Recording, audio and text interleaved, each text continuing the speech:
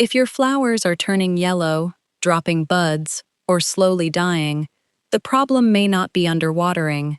It could actually be too much water.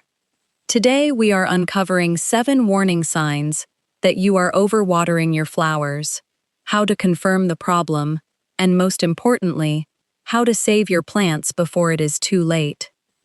Some of these warning signs fool even experienced gardeners. Overwatering is one of the most common mistakes in flower gardening, and it happens to beginners and experienced gardeners alike. There is a myth that has been passed around gardening circles for years, and it goes something like this. More water means healthier flowers. If a plant looks a little tired, just give it a drink and it will bounce back. Unfortunately, that idea is not just wrong, it is often the exact opposite of what your flowers need. Roots do not just drink water, they also breathe. They need oxygen in the soil just as much as they need moisture, and when the soil stays soaked for too long, that oxygen disappears. In this video, we are going to walk through 7 warning signs that your flowers are getting too much water, starting with the more subtle clues and building up to the sign almost every gardener has seen, but very few actually understand. Then we will cover exactly how to save a flower that has already been overwatered, which flowers are especially sensitive to wet soil, which ones can handle a little more moisture, and the watering habits that will keep your garden healthy for the rest of the season. If you enjoy practical gardening advice that helps you grow healthier flowers and avoid costly mistakes, you are in the right place. This channel is all about making gardening simpler, more rewarding, and easier to understand. If that is the kind of content you enjoy, give us a thumbs up, click the subscribe button, and turn on the notification button so you can become part of our growing gardening community. Before we get into the signs, I want to ask you something. Have you ever accidentally overwatered a plant? Tell us what happened in the comments, because your experience could help another gardener avoid the same mistake. Why overwatering happens? Let us talk about why this mistake is so common in the first place, because understanding the cause makes the warning signs much easier to recognize later. Most gardeners overwater for one simple reason. When a flower looks stressed, wilted, or dull, the instinct is to reach for the watering can. It feels like the caring thing to do. Water represents nourishment, so more water must mean more care, right? The problem is that a wilting flower does not always mean thirsty soil. In fact, one of the strange truths about overwatering is that it can produce symptoms that look almost identical to underwatering. Drooping leaves, dry-looking edges, and a generally tired appearance can be caused by both too little water and too much. Here is what is happening under the surface. Roots need 3 things to function properly: water, nutrients, and oxygen. Soil is not solid. It is full of tiny air pockets that allow oxygen to reach the roots. When you water a plant, that water temporarily fills those air pockets, and as it drains away, air moves back in. But when soil stays saturated for too long, either from overwatering or poor drainage, those air pockets stay filled with water instead of air. The roots essentially begin to suffocate. Without oxygen, roots cannot properly absorb water or nutrients, even though they are sitting in plenty of moisture. This is why an overwatered plant can look thirsty. It is not lacking water. It is lacking air. On top of that, waterlogged soil creates the perfect environment for fungus and harmful bacteria that attack roots directly, which we will get into shortly. So beginners often see a wilting or yellowing plant, assume it needs more water, add more water, and unintentionally make the problem worse. This cycle can repeat for weeks before the plant shows severe damage. Now that you understand why this mistake happens, let us start counting down the 7 warning signs, beginning with the one that often shows up first and gets ignored the most. Sign 7. flowers or buds dropping early. The first warning sign is something a lot of gardeners notice but rarely connect to watering habits. Buds forming and then falling off before they ever open, or fully bloomed flowers dropping earlier than expected. Here is why this happens. A flowering plant under stress will often protect itself by sacrificing its blooms. Producing flowers takes a tremendous amount of energy, and if a plant senses that its root system is struggling, whether from lack of oxygen, root damage, or early stages of rot, it will prioritize survival over reproduction. Think of it like a stressed plant going into a kind of energy-saving mode. Buds are the first thing to go because they require ongoing resources to develop and open, while established leaves and stems are cheaper for the plant to maintain in the short term. Gardeners often blame this on heat, wind, or a lack of fertilizer, and sometimes those are the real culprits. But if you notice bud drop happening alongside soil that always feels damp to the touch, overwatering deserves a closer look. The tricky part is that this sign alone rarely points directly to overwatering. It is more of an early whisper than a clear alarm. But once you know to look for it, it becomes a useful clue when combined with the signs coming up next. Sign 6. Brown, black, or mushy roots. But before you grab the watering can again, there is something you should check first, and it is happening underground where you cannot see it right away. Healthy roots on most flowering plants are typically white or light tan, and they feel firm to the touch. When roots are struggling from too much moisture, they often turn brown or black, and instead of feeling firm, they feel soft, slimy, or mushy. This condition is commonly known as root rot, and it develops when roots sit in soggy, oxygen-starved soil for extended periods. Fungal organisms that thrive in wet conditions begin attacking the weakened root tissue, and once rot sets in, the roots lose their ability to properly draw up water and nutrients. This is one of the most damaging signs on this list, because it often goes unnoticed until the damage is already extensive. Since roots are hidden beneath the soil, gardeners typically only discover root rot after above-ground symptoms, like wilting or yellowing, have already appeared. If you suspect overwatering, gently remove the plant from its pot or carefully dig around the base in garden soil to inspect the roots. Firm, light-colored roots are a good sign.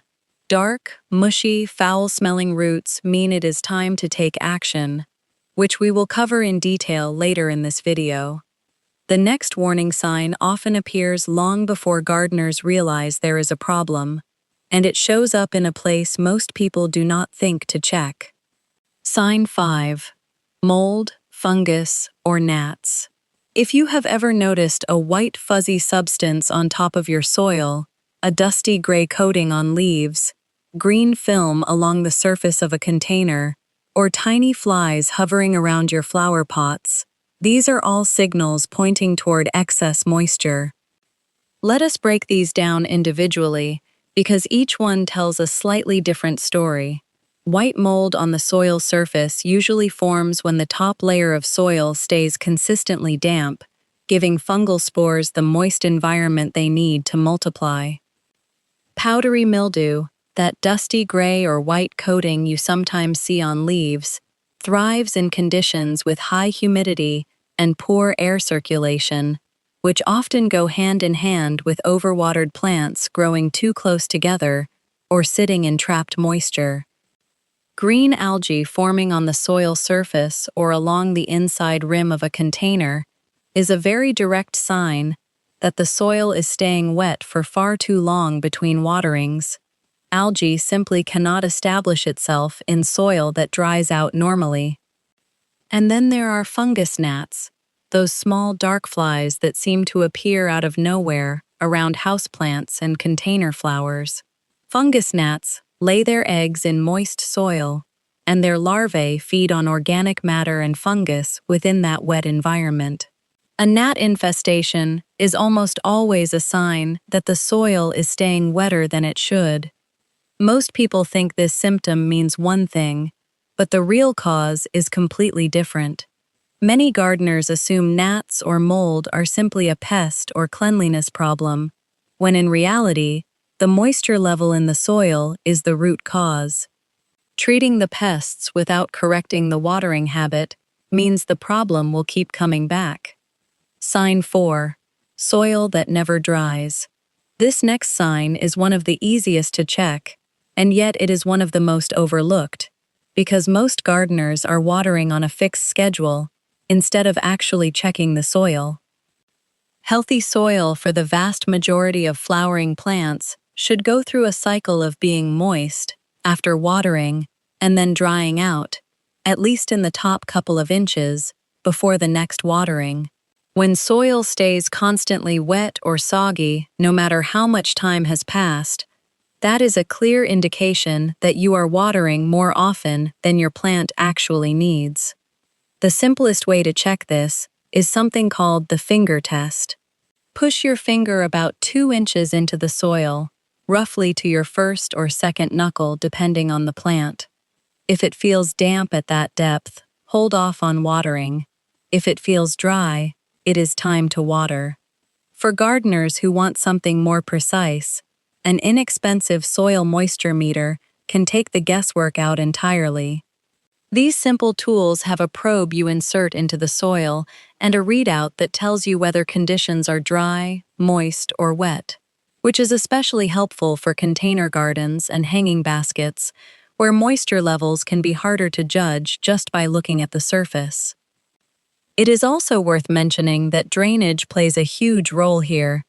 Even a gardener who waters at reasonable intervals can end up with soil that never dries if the container lacks proper drainage holes, or if garden soil is dense, compacted clay that does not allow excess water to escape. We will talk more about fixing drainage issues shortly. Sign 3. Mushy or soft stems.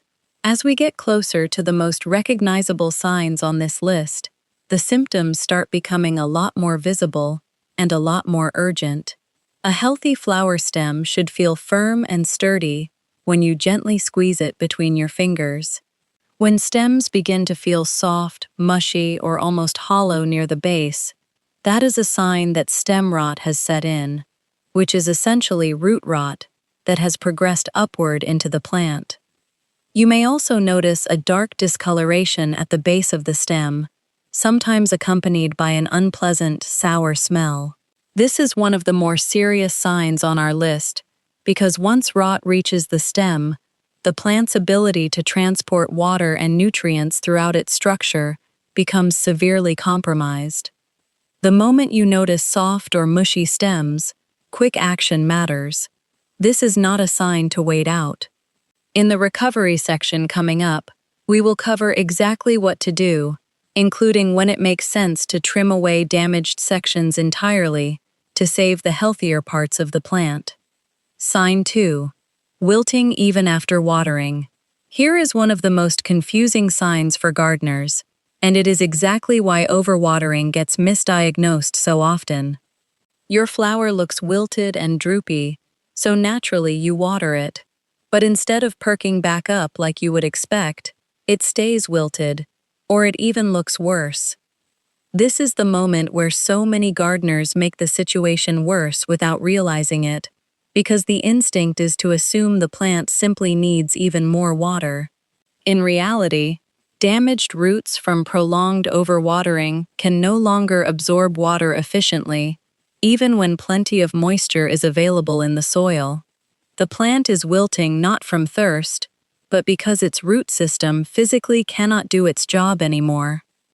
This is why checking soil moisture before watering is so important, rather than relying on the appearance of the leaves alone. A plant that wilts despite consistently moist or wet soil is showing you a completely different problem than a plant wilting in dry soil, even though the visual symptom looks nearly identical. If you find yourself watering a wilted plant and it never seems to recover, It is worth pulling the plant gently to check root health, or at minimum performing the finger test to rule out excess moisture before adding more water. Sign 1. Yellow leaves. And now we have reached the final and most recognizable sign of all, the one almost every gardener has seen at some point: yellowing leaves. Yellow leaves are probably the single most misunderstood symptom in all of gardening, because yellowing can be caused by overwatering, underwatering, nutrient deficiency, too much direct sun, or simply natural aging of older leaves. This is exactly why yellow leaves alone should never be your only clue. So how do you tell the difference between overwatering and underwatering when both can cause yellow leaves? Let us walk through a few real-world comparisons. With underwatering, yellowing leaves are typically accompanied by dry, crispy edges, soil that has pulled away from the sides of the container, and an overall parched, brittle appearance to the plant. The yellowing tends to start at the leaf edges and work inward. With overwatering, yellow leaves tend to feel soft and almost limp rather than crispy, and yellowing often begins with the lower, older leaves closest to the soil line before moving upward. You will also frequently see this yellowing paired with some of the other signs we have already covered, like soggy soil that never seems to dry, a musty smell coming from the pot, or soft stems near the base. Here is a real-world scenario many gardeners will recognize. Imagine a hanging basket of petunias on a porch. The lower leaves start turning yellow and feel soft rather than dry. The soil at the bottom of the basket always feels heavy and damp, even days after the last watering. A gardener who assumes this means the plant is thirsty will water again, and the yellowing spreads. But a gardener who checks the drainage holes might discover they are partially blocked, trapping water at the bottom of the basket long after the surface soil looks dry. Here is another scenario. A container of geraniums on a patio starts showing yellow leaves after a stretch of rainy weather. The gardener, following a strict watering schedule out of habit, continues watering on top of the rain the plant already received. Within a week, several stems near the base have gone soft, and the situation has escalated from a single warning sign to several at once. Before checking anything else, always start with the finger test. Push your finger into the soil about 2 inches deep. If it feels damp or cool, hold off entirely, regardless of how the leaves look. Yellow leaves paired with moist soil almost always point toward too much water rather than too little, especially when combined with soft texture rather than crispy, dry edges. Understanding this single difference, crispy and dry versus soft and yellow, starting from the bottom, will save you more flowers than almost any other piece of advice in this video. How to save an overwatered flower. Now that you know how to recognize the warning signs, let us talk about what actually works to bring a struggling flower back from the edge. Recovery is absolutely possible in many cases, especially when the problem is caught early. The first step is always the same: stop watering immediately. This sounds obvious, but the instinct to keep watering a struggling plant is strong, so it needs to be said clearly. Let the soil begin drying out before you do anything else. Second, improve drainage right away. For container plants, check that drainage holes are not blocked by roots, debris, or compacted soil. If a container has no drainage holes at all, it may be worth transferring the plant to one that does, or drilling holes if the material allows it. For garden beds, look at whether water is pooling on the surface after rain, which can indicate the surrounding soil needs amending with organic matter to improve how it drains.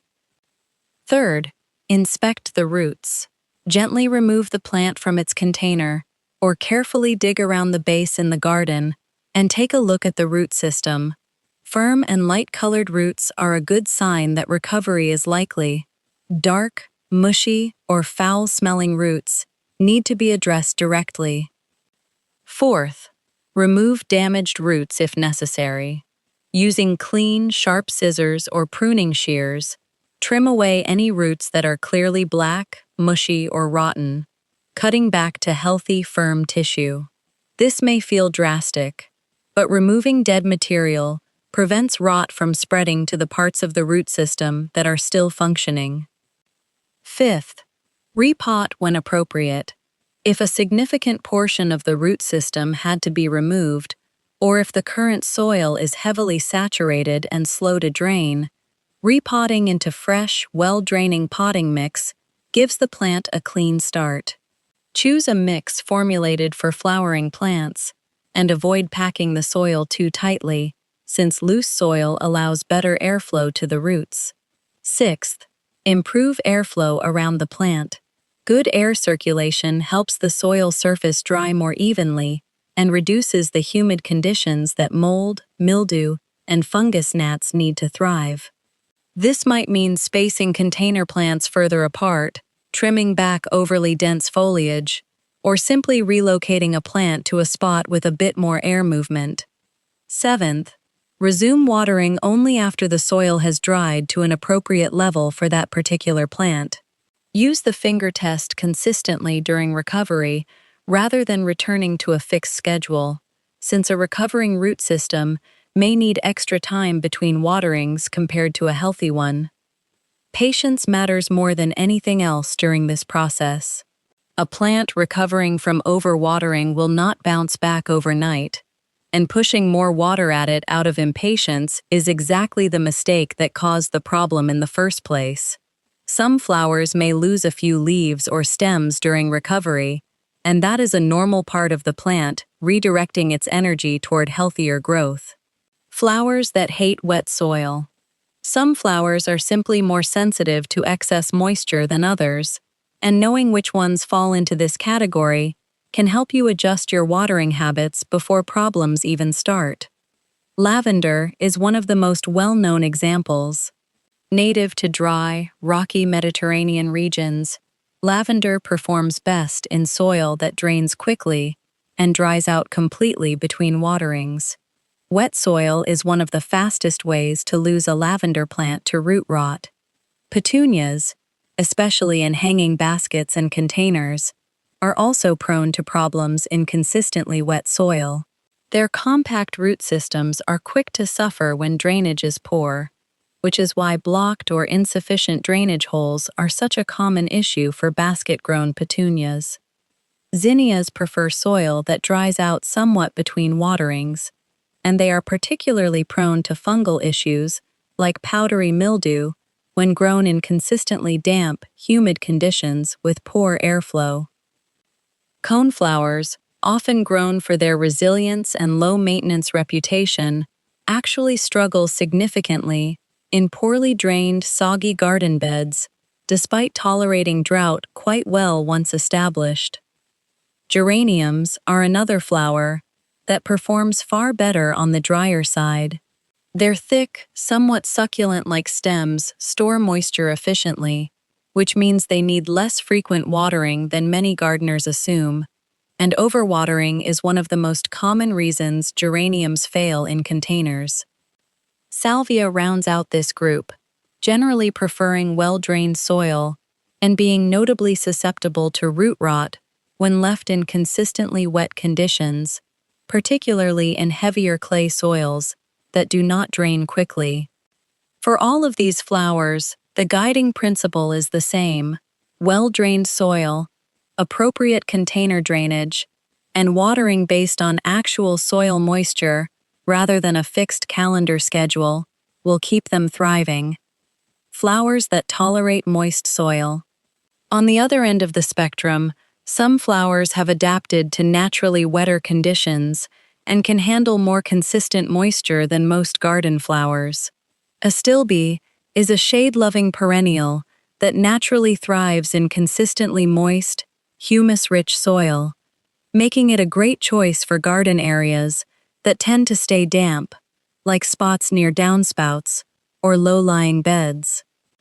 Cardinal flower native to wetland edges and stream banks in much of North America, is well adapted to soil that stays moist for extended periods, and it can even tolerate occasional standing water in the right conditions.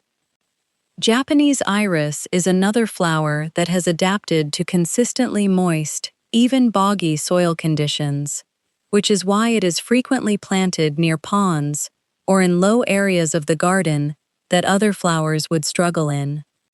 Lobelia, particularly the varieties suited for moist garden beds, also performs well with more frequent watering than average, tolerating soil that stays damp for longer stretches without the same risk of root rot seen in drier-loving species.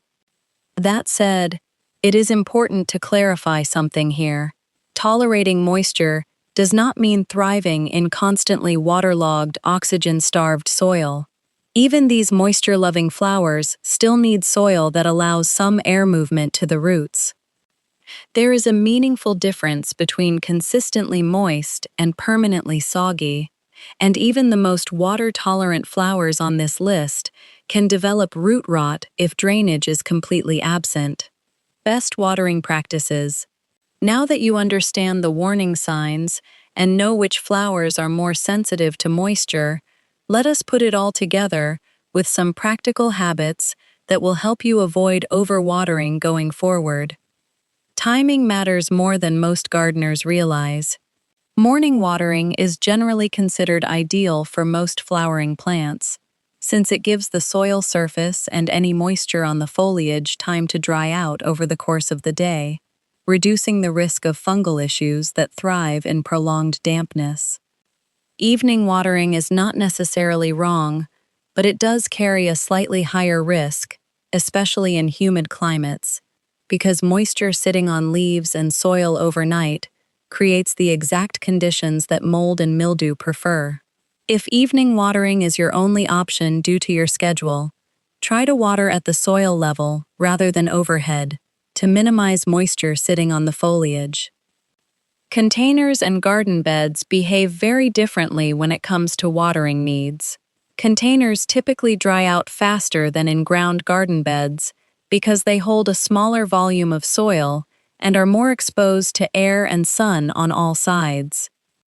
This means container flowers, and especially hanging baskets, often need more frequent checking, though not necessarily more frequent watering, since the goal is always responding to actual soil conditions rather than assuming based on container type alone. Watering after rainfall is one of the most overlooked habits that leads to overwatering. It is easy to stick to a routine and water on your usual day, forgetting that a recent rainstorm may have already provided plenty of moisture. Always check soil moisture after significant rainfall before adding more water on top of it. During periods of intense heat, watering needs genuinely do increase for most flowering plants, since higher temperatures accelerate evaporation from the soil surface and increase the rate at which plants use water. This is one of the few situations where slightly more frequent watering is appropriate, though the finger test remains the best way to confirm rather than guess. Above everything else, checking soil moisture directly will always serve you better than following a strict, unchanging schedule. Weather, humidity, temperature, plant size, container material, and soil composition all affect how quickly soil dries out, which means a schedule that worked perfectly last month may not be appropriate this month. Flower species, soil type, climate, temperature, container size, and sun exposure all play a role, so avoid treating any single watering rule as universal for every plant in your garden. Overwatering is one of the sneakiest problems in gardening precisely because it so often looks like the opposite issue. Wilting, yellow leaves, and a generally tired-looking plant can just as easily mean too much water as too little, which is exactly why so many gardeners, including experienced ones, end up making the problem worse while trying to fix it. By paying attention to the 7 signs we covered today, dropping buds, dark or mushy roots, mold and fungus gnats, soil that never seems to dry, soft stems, wilting despite watering, and yellow leaves with a soft texture starting from the bottom of the plant, you now have a real diagnostic checklist rather than just a list of symptoms to worry about. And if you do catch these signs, you know exactly what to do.